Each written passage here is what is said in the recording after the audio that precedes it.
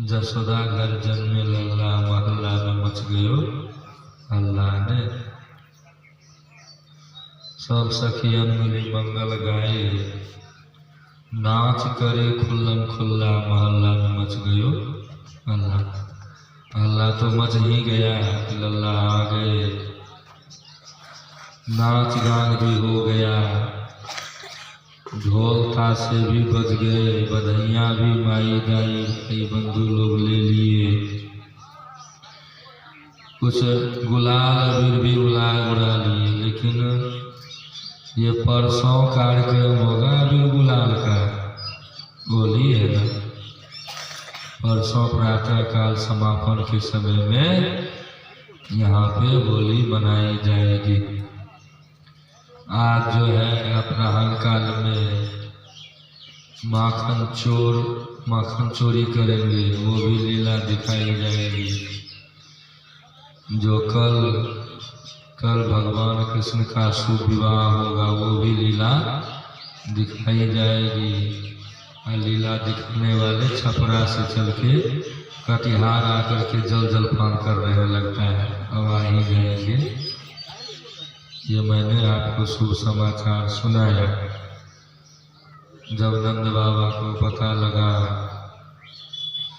आनंद उत्सव मनाए, झुंड की झुंड गोप गोपियां ग्वाल बाल सब सज धज करके, नहा धो करके, सुंदर वस्त्राभूषण पहन करके, हाँ 16 प्रकार के श्रृंगार को करके सब कोई मैया यशोदा के पास चल पड़ी। किस लिए जा रही है? लल्ला को देखने के लिए। इनको देखने के लिए, लल्ला को देखने के लिए गई। और समय नंद बाबा की घर की शोभा बड़ी निराली जान पड़ती थी। जहाँ भगवान का प्रादुर्भाव होगा वहाँ कहना ही क्या। और सब कोई नंद बाबा के घर जाते थे और लल्ला को देख करके उस नवजात शिशु को आशीर्वाद देते थे। जो दुनिया को आशीर्वाद दे, दुनिया उनको आशीर्वाद दे रहे नहीं, जिनकी कृपा से दुनिया चल रही है, जिनके आशीर्वाद से, रहमो करम से ये दुनिया देखने सुनने को मिल रही है, वैसे योगेश्वर हरि आज भक्तों के बस में होकर के एक छोटा सा नवजात शिशु का रूप धारण करके अपने भक्तों का प्रेम से दर्शन कर भी रहे हैं, दर्शन दे भी रहे हैं, मोने मन आशीर्वाद दे भी रहे हैं, आशीर्वाद दे भी रहे हैं। माई दाई कहती है या चिरंजीवी हो, क्या हो? चिरंजीवी हो, भगवान इसकी रक्षा करे। कौन रक्षा करे? भगवान इस लल्ला की रक्षा करे, चिरंजीवी हो। और जो भी लोग सब जाते थे, माई दाई सब, वो सब कोई रंग अबीर गुलाल नहीं उड़ाई थी। क्या उड़ाई थी? तेल में हल्दी मिला दी, सरसों तेल में हल्दी मिला करके उसमें थोड़ा सा गर्म पानी डाल करके बढ़िया सा काढ़ा तैयार किया। एक बार कपड़ा पे लग जाए, देह पे लग जाए ना, तो मार्गो साबुन मांग करके नहाने की जरूरत पड़ जाए नहीं, बिना साबुन के छूटने वाला नहीं है। हल्दी तेल से मिश्रित पानी लोगों पर छिड़कती थी, मंगल गाती थी, बधैया गाती थी। अब भगवान कृष्ण तो समस्त जगत के एकमात्र स्वामी है। उनके ऐश्वर्य माधुर्य वात्सल सब अनंत हैं। जब वे नंद बाबा के ब्रज में प्रकट हुए, उस समय उनके जन्म का महान उत्सव मनाया गया। बड़े बड़े विचित्र और मंगलमय बाजे बजाए जाने लगे। आनंद से मतवाले होकर गोपगण गोपियां तो हल्दी दही से होली खेली, नहीं उत्सव मनाई। गोप ग्वाल बाल सब क्या किए? गोप ग्वाल बाल सब आनंद से मतवाले होकर के, आनंद से विभोर होकर के एक दूसरे के ऊपर दूध, दही, घी, पानी, मक्खन सब उलरने लगे, मलने लगे। हाँ, सब मलने लगे, एकदम आनंद से भर गए। नंद बाबा स्वभाव से परम उदार और मनस्वी थे, बड़े उदार थे, मनस्वी थे। उन्होंने गोपों को बहुत से वस्त्राभूषण और गाय दिए। हाँ, बहुत से वस्त्राभूषण गाय दिए। सूत, मागध, बंदी जन जो भी बाजा गाजा नाच गान करने के लिए आए थे, सबको मोहमांगा वस्तुएं दान की। ब्राह्मणों को वस्त्राभूषण से सुसज्जित 2 लाख गाय दान की। कितना दान किए? 2 लाख गाय। 2 लाख। लल्ला जन्म लिया है, 2 लाख गाय दान करेंगे। आजकल आदमी को बच्चा जन्म लेता है तो मुर्गा दान करता है, खस्सी दान करता है, दारू देता है, नहीं पार्टी, क्या देता है? पार्टी। अपने भी रावण की पार्टी तैयार कर लेता है। अब बच्चे को भी जो है ना, रावण की पार्टी में तैयार होने के लिए दारू, शराब, गांजा, भांग उस बच्चे के संस्कार को धूमिल करने के लिए क्या से क्या नहीं करते हैं। अरे बच्चे जन्म लिए हैं, संतान जन्म लिया है, सुपुत्र बनाने के लिए तुम ध्यान ज्ञान युक्त कर्म करो। वेद गुरु हरि संत के बताए मार्ग पर चलो। अगर बच्चे का जन्मदिन सब मनाते हो, टाटी फाटी साटी को छोड़ करके गुरु हरि संत को बुलाओ, साधु ब्राह्मण को बुलाओ, उनके स्वास्थ्य सुंदर के निमित्त, आयु वृद्धि के निमित्त, जस जसवरी प्राप्ति के निमित्त, चतुर्दिक उन्नति के निमित्त उनके नाम पर वेदवाणी, संतवाणी, गुरुवाणी का पाठ कराओ, मंगल पाठ कराओ। हाँ, क्या कराओ? मंगल पाठ कराओ, मंगलवाणी का पाठ कराओ, वेदवाणी का पाठ कराओ। इससे क्या होगा?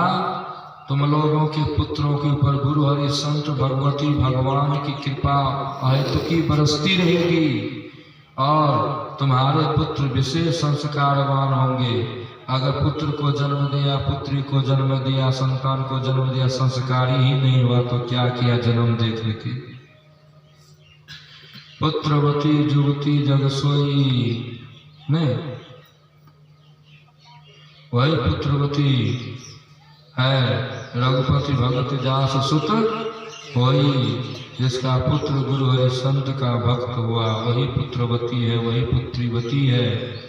ना तरो बांझ भल बादि बियाना, उससे अच्छा है कि बांझ राजना अच्छा है, लेकिन कुपुत्र कुपुत्री को जन्म देना अच्छा नहीं है।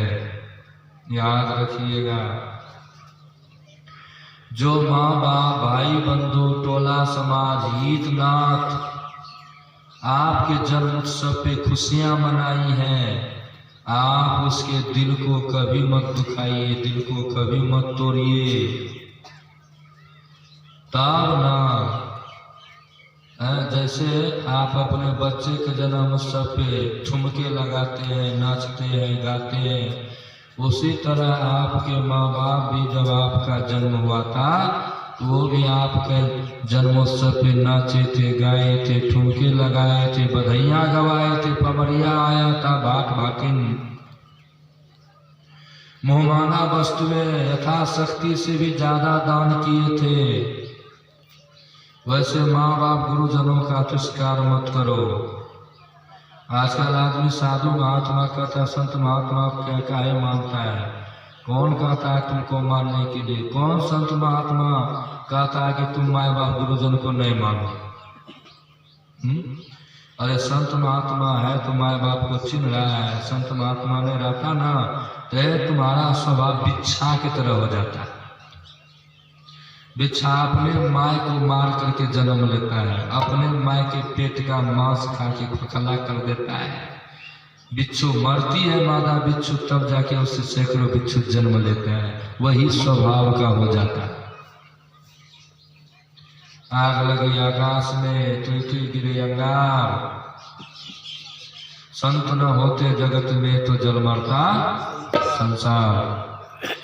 हाँ, सावधान रहो। देखो नंद बाबा की इतना संपत्ति है, ऐश्वर्य है किसी को, कोई अंबानी भवानी अडानी बडानी को नहीं है। महाराज सुधोधन की तरह संपत्ति है, किसी को नहीं है। जब सिद्धार्थ का जन्म हुआ था, महाराज सुधोधन पार्टी साटी नहीं दिए थे, सनातन धर्मावलंबी थे। अपने पुत्र की हस्तरेखा दिखाने के लिए, अपने पुत्र की मंगल कामना के लिए, अपने पुत्र की आयु वृद्धि के लिए 108 ज्योतिष को बुलाए थे। कितने को बुलाए थे? 108 ज्योतिष को बुलाए थे।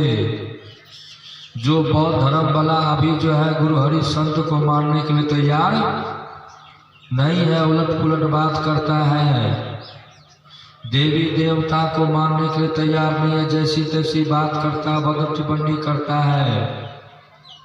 वास्तविक में भगवान बुद्ध के वंश और भगवान बुद्ध के वास्तविक ज्ञान से वो दूर है। 108 ज्योतिषों ने एक स्वर से कह दिया, क्या कहा? महाराज ये चक्रवर्ती सम्राट होगा अथवा साधु बनेगा। उसमें एक ज्योति थे जो कुछ नहीं बोले। सुधोधन कहते हैं सब तो बोला लेकिन आप नहीं बोले। कहा हम आपको निश्चित बता देते हैं कि आपका बेटा चक्रवर्ती सम्राट नहीं, आपका बेटा साधु बनेगा। इस तरह से उन्होंने अपने पुत्र की व्यवस्था की। कभी टूटे हुए पेड़ के पत्ते नहीं देखे थे, गुमलाया हुआ फूल नहीं, बूढ़ा आदमी नहीं, रोगी आदमी नहीं देखा था सिद्धार्थ। एक दिन अपने सारथी छंदक को लेकर के नगर भ्रमण के लिए अनायास निकले। कहीं उनको बूढ़ा आदमी दिखाई दे दिया, कहीं उनको रोगी दिखाई दे दिया, कहीं उनको मुर्दा ले जाते हुए दिखाई दे दिया, कहीं वो साधु दिखाई दे दिया। चंदक से प्रश्न करता ये कौन है? का ये मनुष्य है, बूढ़ा हो गया है, तो हमको भी बनना होना पड़ेगा। कहा हाँ। ये कौन है? रोगी हो गया, हमारे भी शरीर में रोग। हाँ। ये कौन है? मर गया, इसको जलाने के लिए हम भी मर जाएंगे। कहा हाँ, आपको भी जला लेगा।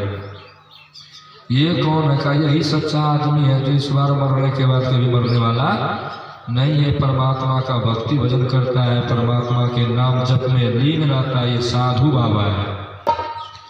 चलो अब हमको नहीं घूमना है। लौट के आए, दास रहने लगे। विश्व सुंदरी यशोधरा से विवाह कराया गया। उनकी उदासी कम नहीं हुई। एक संतान जन्म लिया।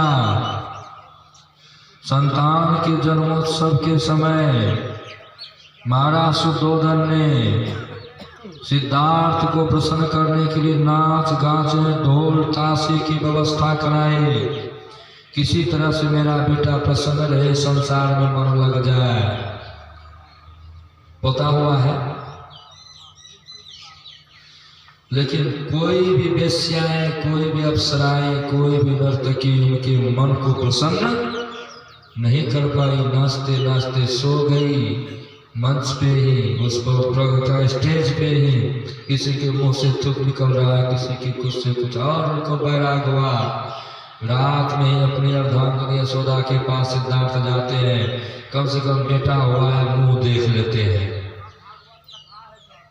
क्या देख लेते हैं? मुंह देख लेते हैं। यशोधरा क्या की थी? बच्चे के मुख पे हाथ रख करके सोई हुई थी, से मुंह ढक करके पकड़ के। कोई भी माई दाई छोटे से बच्चे को पकड़ के सोती है। अब प्राय मुख पे ही हाथ रख करके, सिर पे ही हाथ रख करके माई दाई सोती है। अब सिद्धार्थ सोचा इसको जगा देंगे तो हम भाग नहीं पाएंगे। मुख भी नहीं देखा। अभी भगवान बुद्ध नए बने हैं, अभी सिद्धार्थ है, राजकुमार है। मुख भी नहीं देखा। संकल्प लिया, मैं तुम दोनों को छोड़ के जा रहा हूँ। जिस दिन मुझे ज्ञान की प्राप्ति हो जाएगी उस दिन मैं अवश्य तुम्हारे पास आऊंगा और उपदेश करूंगा। चले गए, 6 साल तक भटकते रह गए। अलार कलाम नाम के उनके गुरु हुए। कौन कहता है कि सिद्धार्थ ने गुरु धारण नहीं किया? कौन कहता है? नास्तिक। सिद्धार्थ के गुरु का नाम अलार कलाम हुआ। उनसे युक्ति जान करके भक्ति भजन करना प्रारंभ कर दिया। परमात्मा की प्राप्ति के लिए उन्होंने थोड़ा सा ज्यादा अपने शरीर को कष्ट दे दिया। भोजन इत्यादि को छोड़ दिया। उनका शरीर एकदम खिन्न हो गया, जरा जीर्ण हो गया। गया जाते हैं। गया में फाल्गु नदी बह रही है। फाल्गु नदी में स्नान करने का मन किया। स्नान के लिए ज्यों ही डुबकी लगाते हैं कि पानी में बहने लगे। किनारे में पीपल का गाछ था, पेड़ था। उस पीपल के जड़ को पकड़ के ऊपर हो गए। कौन? सिद्धार्थ। हाँ, अभी भी बुद्ध नहीं बने हैं वो। उस पीपल पेड़ के पास 12-13 साल पहले सुजाता नाम की एक कन्या पुत्र की लालसा से मन्नत मांग के गई थी। अगर मुझे पुत्र होगा, हे पीपल देव, मैं आपको सोने की थाली में खीर चढ़ाऊंगी। पीपल के पेड़ में भगवान विष्णु का निवास होता है। बरगद के पेड़ में भगवान कृष्ण का निवास होता है, याद रखिएगा।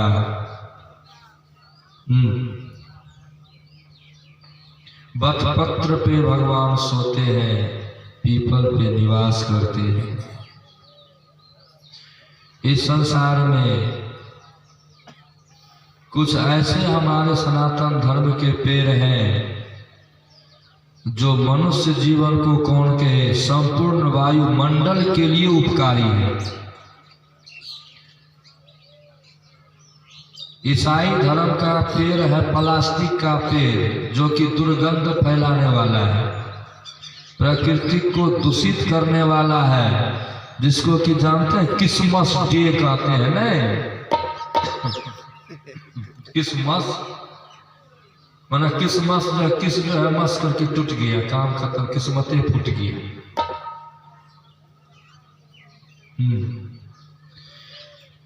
वो मना के क्या करेगा?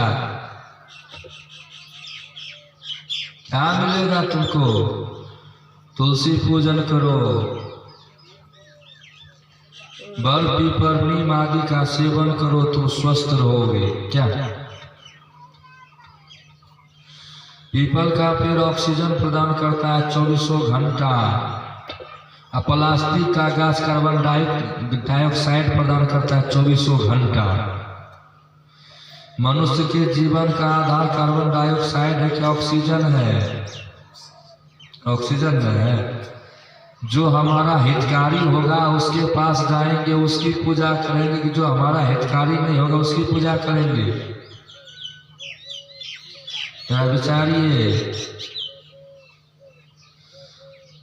पीपल पेड़ के पास गई, उनको पुत्र रत्न की प्राप्ति हुई। पीपल पेड़ के पास सुजाता गई, खीर चढ़ा दी।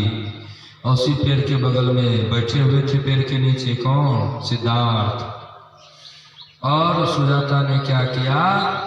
वो सोने में की थाली में जो खीर अर्पित की थी, वो खीर ले जा करके साधु बाबा के सामने में रख दी, सिद्धार्थ के सामने में।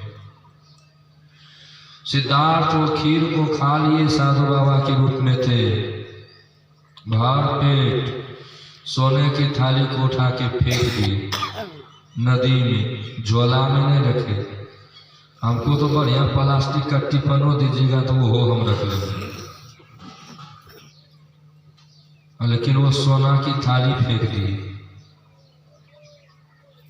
कितने उच्च संस्कार था उनका।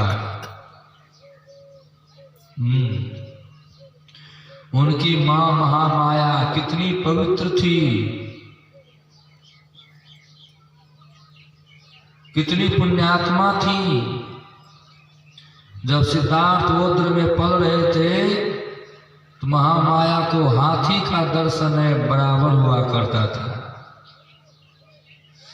जल्दी माई ताई स्वप्न में हाथी नहीं देखेगी, नहीं देखेगी। और जानवर देख लीजिए, लेकिन हाथी देखना बड़ा मुश्किल है।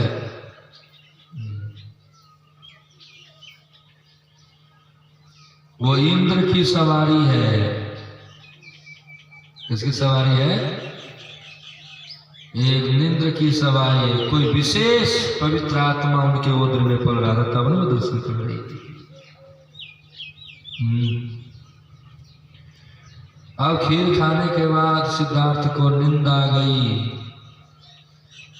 वो सो गए। सपना में क्या देखते हैं? इंद्र भगवान आए। कौन आए हैं? इंद्र भगवान आए हैं। जो देवता को नहीं मानता वही देवता भगवान बुद्ध के सपना में आए और उन्हीं के प्रेरणा से प्रेरित हुए। तत्काल ज्ञान तो उन्हीं का लिए, तब जाके बुद्धत्व को प्राप्त किए। जब तुम्हारा भगवान बुद्ध ही देवता का सम्मान किया तो तुम किस गली में हो? तुम क्यों नहीं करोगे? नहीं करोगे तो वास्तविक में तुम अपने इष्ट देव का तुम वचन मानते। याद रखिए, इसका मतलब ये मत समझो कि बाप मास्टर था, पढ़ा लिखा दिया, बेटा डीएम बन गया तो बाप का सत्कार नहीं करेगा। नहीं, इंद्र देव रूप में है, सपने में आए। इतना तीव्र योगी है, ये आलस में पड़ रहा है, इनकी मति भ्रम हो गई है। स्वप्न में आए, हाथ में तानपूरा था। तानपूरा में 3 तार लगी हुई होती है। एक तार बहुत ढीला, एक तार कसा हुआ, एक तार सम में था, न ढीला न कसा हुआ। सबसे पहले एकदम ढीला तार को बजाया, घिन घिन की आवाज आई, सुनने में अच्छा नहीं लगा। फिर जो एकदम कसा हुआ था उसको बजाए। कौन? भगवान इंद्र। तो उसको भी सुनने में अच्छा, बड़ा ठस आवाज लगा। नहीं, जैसे देखते हैं ना तुरंत कहते हैं हारमोनियम और नाल का आवाज कम कीजिए, क्योंकि उतना तेज आवाज हमको बर्दाश्त नहीं होता है। हाँ, आवाज को कितना कि जो बोल रहे हैं इससे कम आवाज जो है हारमोनियम का हो, हारमोनियम से भी कम आवाज नाल का हो, तब नहीं तो हारमोनियम या नाल खूब हल्ला करेगा। अब बोलेंगे क्या सुनबे नहीं कीजिएगा, भजन गाएंगे क्या सुनबे नहीं कीजिएगा। क्या फायदा हुआ ठोकने से? आजकल थोड़ा ज्ञान का लोभ हो गया है। देखते हैं धम धम करके डीजे उठाता है, छम छम करके बुढ़वा से लेके बच्चा तक नाचता है। नाचता है ना, क्या बूढ़ा क्या बुढ़िया, लाज लिहाज को खो करके। अब आगे में ससुर है कि भैंसुर है, दामाद है कि के है, कोई दिक्कत नहीं है, नाच गान करके दिखा दिया। देखो हम भी एक नंबर नचनिया है। नहीं, वो नहीं पता रहता है कौन गाना बज रहा है, किस गाना पे ठुमका लगा रहा है। इतना गंदा से गंदा अश्लील से अश्लील गाना पे नाच देती है, नाच देता है कि कहना मुश्किल है बेचारे। हाँ, वो भी अच्छा नहीं लगा जो ठोस तार था, और जो समधुर में था वो बजाए तो बड़ा अच्छा लगा। उसके बाद स्वप्न टूट गई, स्वप्न जगत से बाहर आ गए।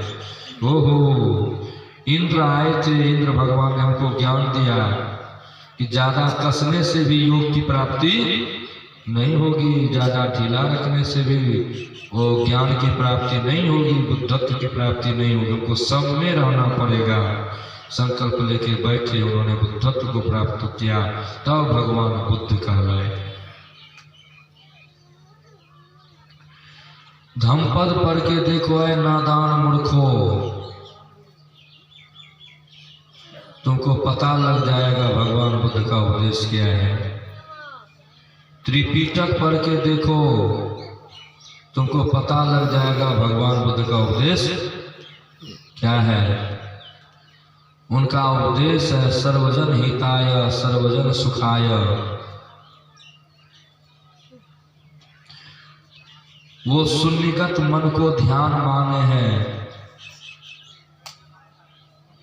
कोई अन्नमय कोश को आत्मा मान लेता है, कोई प्राणमय कोश को आत्मा मान लिया, कोई मनोमय कोश को आत्मा मान लिया, कोई बुद्धिमय कोश को विज्ञानमय कोश को आत्मा मान लिया, कोई आनंदमय कोश को आत्मा मान लिया। अन्नमय कोश स्थूल शरीर है, ये शरीर आत्मा नहीं है। लेकिन जो चारवागी होता है वो देह कोई आत्मा मान लिया। कहता है जैसे पान सुपारी कत्था चूना मिला देता है तो लालिमा प्रकट हो जाती है, उसी तरह से मट्टी जल आखिर हवा मिल गया तो आत्मा प्रकट हो गई। तो मिला के देखो ना, जो मर जाता है उसमें मट्टी नहीं है, उसमें पानी नहीं है, उसमें अग्नि नहीं है, उसमें हवा नहीं है, जरा देखो ना, नहीं वो आत्मा नहीं है। कोई प्राणमय कोश को आत्मा मान लेता है, अन्नमय कोश से सूक्ष्म प्राणमय कोश है, प्राण ही आत्मा है। आत्मा छोटा बड़ा है, जो जितना बड़ा है उसका प्राण उतना बड़ा है, उतना बड़ा आत्मा है। जो जितना छोटा है उसका प्राण छोटा उसका उतना बड़ा, लेकिन आत्मा छोटा बड़ा नहीं होता है। प्राण के बिना भी मनुष्य का जीवन रहता है। जो योगी होते हैं, साधु सत्संगी होते हैं, साधक होते हैं, वो प्राण को बस में कर लेते हैं, निष्प्राण हो जाते हैं, श्वास प्रश्वास की कोई जरूरत नहीं है। देखे थे बालक ध्रुव को, 12-12 दिन पर हवा पीते थे। कितना दिन पर?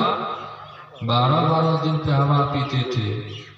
प्राणवायु को बस में कर लिए। प्राणवायु आत्मा नहीं है। प्राणवायु बस में होता है मन की निश्चलता से। किससे? मन की निश्चलता से, मन की एकाग्रता थे से। तो और आदमी कहता ये मोने आत्मा है, लेकिन मन भी जड़ है। नचिकेता को यमराज ने उपदेश किया, यन मनसा नो मनुते ये न हुर मनोमतम तदेव ब्रह्म त्वम विद्धि नेदम यदुपासते। ये नचिकेता, जिसके द्वारा मन मनन किया हुआ कहा जाता है, जिसके द्वारा बुद्धि निर्णय लेने में सक्षम होती है, वही ब्रह्म है, ईश्वर परमात्मा है। इस देश काल व छिन्न वस्तु की लोग पूजा करता है, वो ब्रह्म ईश्वर या परमात्मा नहीं है। हाँ, वो परमात्मा ब्रह्म ईश्वर निरंजन है, अंजन नहीं है। अंजन कहते हैं माया को, निरंजन कहते हैं निर्माया को। निरंजन किसको कहते हैं? निर्माया को। राम निरंजन न्यारा रे, अंजन सकल पसारा रे। अंजन उत्पत्ति ओंकार, अंजन माद्या सब विस्तार। हाँ, अंजन का ये माया का पसार है। किसका पसार है? माया का पसार है। ये माया का पसार देखिए, सुनिए, गुनिए मन माही, मोह मूल परमारथ नहीं। वहां तक है, वहां तक अज्ञानता है, स्वार्थ है। ये मन भी माया के बस में है। ये मन भी जड़ है। क्या है? जड़ है। इसकी उत्पत्ति जड़ से हुई। किससे हुई है? जड़ से, प्रकृति से। इसकी उत्पत्ति चेतन से नहीं हुई है। इस जड़ में चेतन समाया हुआ है। जैसे मोटरसाइकिल जड़ है, और जब तक कि चेतन नहीं बैठेगा तो दौड़ेगा ना मोटरसाइकिल। कंप्यूटर जड़ है, जब तक कि नहीं चलाएगा तो चलेगा ना कंप्यूटर। गूगल फूगल सब जड़ है, अटा डटा फटा नटा सब जड़ है।